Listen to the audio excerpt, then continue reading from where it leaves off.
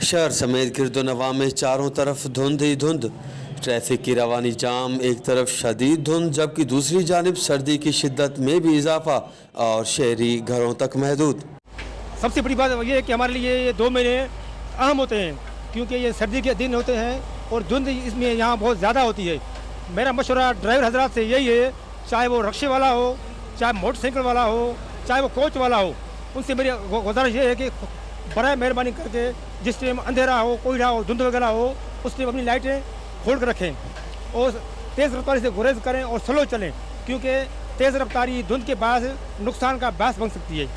जबकि शदीद धुंध के बायस ज़िले और मकामी इंतज़ामिया की जानिब से कोई खातिर ख्वाह बंदोबस्त होता हुआ नज़र नहीं आ रहा, जबकि हद निगाह 40 मीटर से भी कम होने के बायस मुख्तलिफ शहरों से आने वाली गाड़ियों के ड्राइवर्स को शदीद परेशानी का सामना करना पड़ रहा है। कैमरा टीम के साथ गुलाम अली ब्रावई, वश TV शदात कोट।